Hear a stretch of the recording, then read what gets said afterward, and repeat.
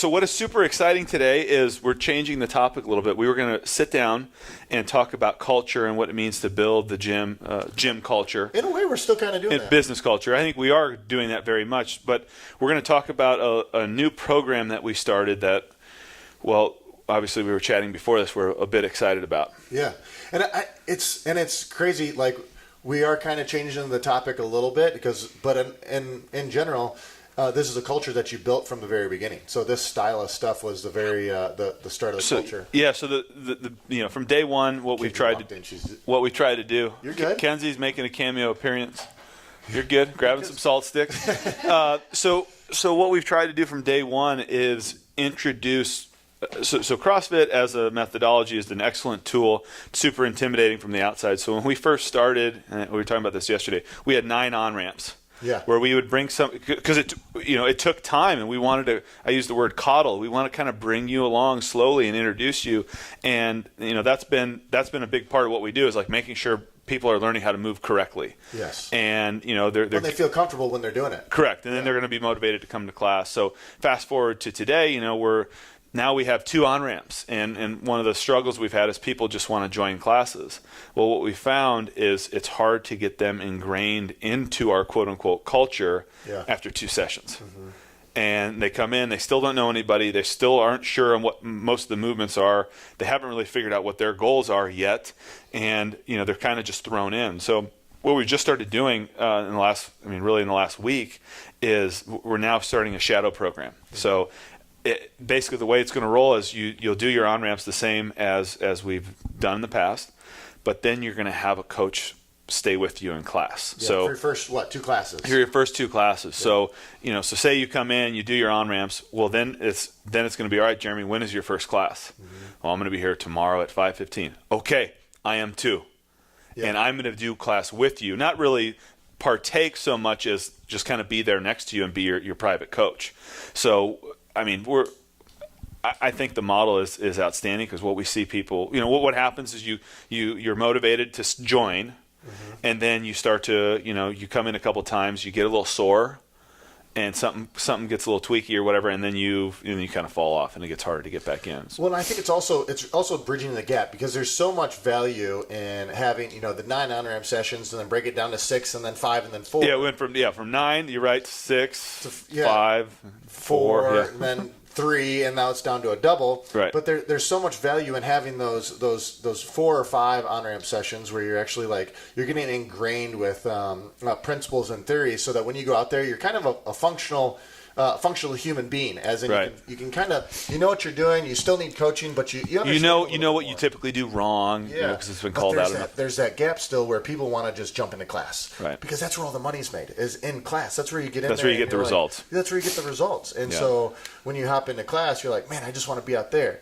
Well, I think this really bridges the gap because you get the first 2. You get to dip your toes into water with you and a one-on-one coach, right? They're teaching you the basics, the foundations, the fundamentals, and then you get to do your class, right? However, you're being one-on-one coached through the class. So it's like being thrown into a simulator. So say a flight simulator for a pilot.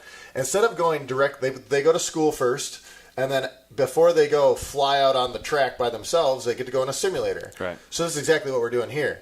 You get the on-ramp, which is school, and then you go into the simulator. Right. You still have your instructor with you. Right there next. One-on-one. Yeah, it's your student driver. Yeah, you're a student driver. Then they can take over the wheel. Yeah, then you're like, all right, hey, I got this now. I know where the bars are, the clips are. I know, my board's over here. This is what this means. I can feel free to ask the questions without being like, I'm that guy in class asking something. God, the new guy. Gosh, darn it, And so then you can ask your coach, like, hey, so what's going on here? Yeah, why are they doing that? Yeah, why? And so I think it really, really helps bridge the gap between that 2 thing, and I wish we would have figured it out sooner. A long time ago. Yeah, but I think it'll work really well. Yeah. Both for fit and CrossFit. Yeah, I think that and I want to ask you in a second what you thought of what was it like coaching a class this morning, having a shadow in your class. But then 2, it's how do we, and I'll just be honest here, how do we get people to that 3-month mark? Yeah. If you can come to class 3 times a week for 3 months, you're in. Yeah. And you'll get it, and you'll get in the best shape of your life. And that's that we can guarantee. Oh, absolutely. if you don't come 3 times a week, if you're coming twice a week, you're not really encouraged to eat clean. You're not tired enough to sleep well at night. Yeah. And you probably don't change any habits outside the gym. But if you are coming 3 times a week, you're sore enough that you're like, gosh, I kind of want to eat healthy. Yeah. You're tired enough that you're like, I'm going to turn the TV off and go to bed. And then you end up coming 4 times a week and the wheels just keep spinning. So what was it like? So that's the main goal of this. Yeah. I mean, Well, it's just get people started on the right path. And I think this, like, it delves even more into, like, what culture is of a CrossFit gym and our gym in general, is just the sheer fact of any Globo gym that you go to, they don't want you to come. Well, they want your $10 a month or $30 a month or whatever it is. That's all they care about. Enough where you don't think about it on your statement, and then you don't. Right. You're like, I should go back this month. Yeah, it's no big deal. We literally want you here because we care about your health and fitness that much. Like, if we didn't care about your health and fitness that much, we'd be like, so-and-so didn't Well, show up. we'd drop our rate by $100 a month, and we'd just try and get way more people. But our what our model has always been is to keep the people we have because we're not good at marketing. Yeah.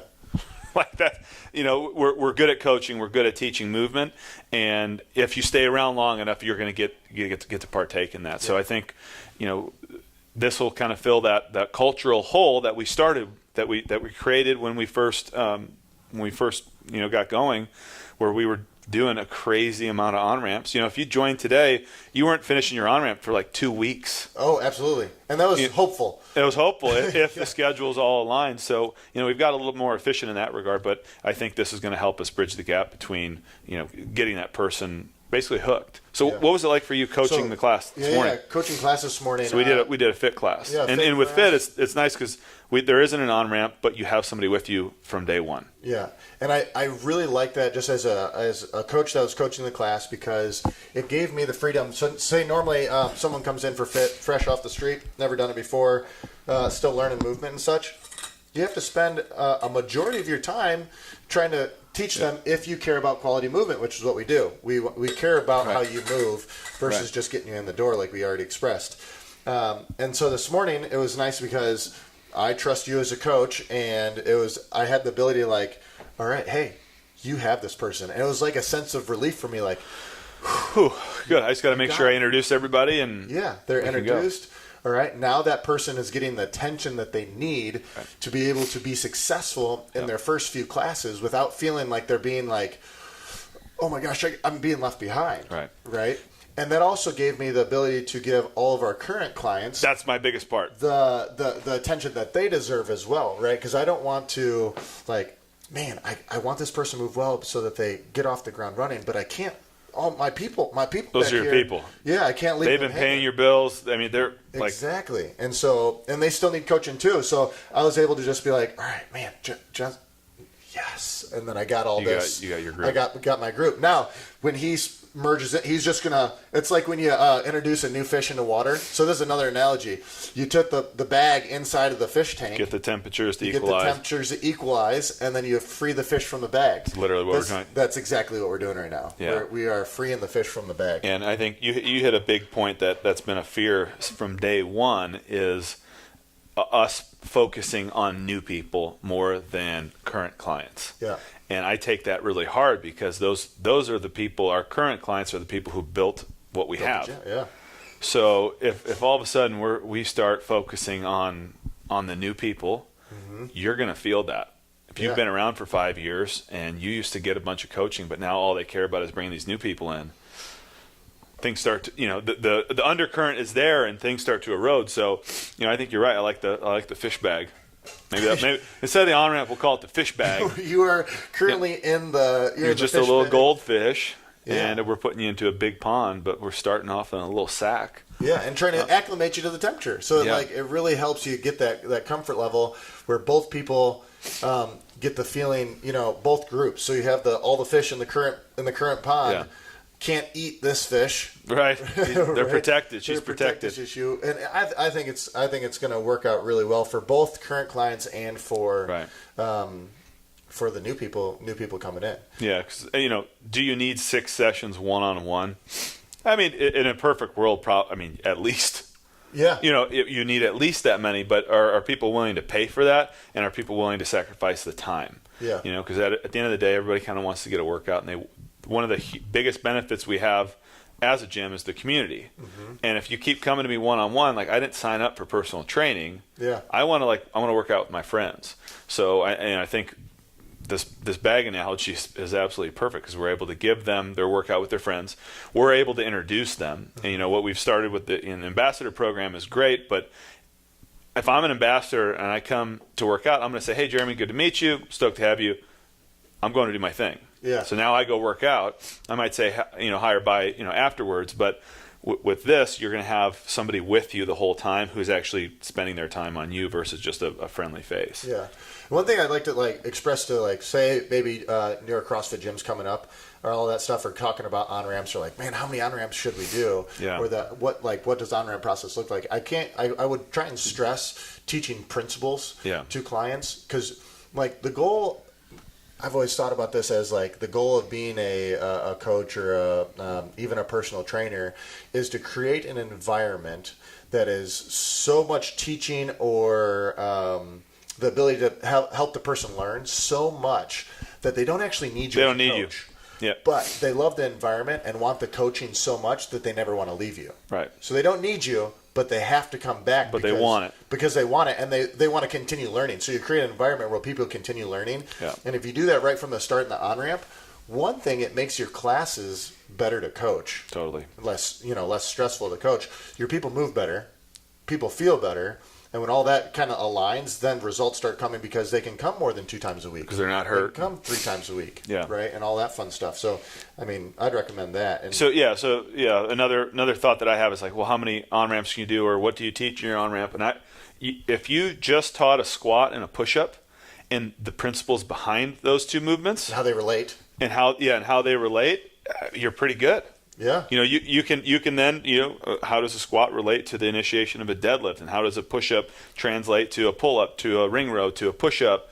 And then, what does that look like when you go into a burpee shape? Or how can you relate that then to rowing? And if you do those fundamentals really, really well and they understand why the hips move first or why the shoulders move first and how to brace appropriately, you kind of got it covered. Yeah. So some gyms might not have the bandwidth to be able to do 2, 3, 4, 5 on-ramps, just might not have the staffing.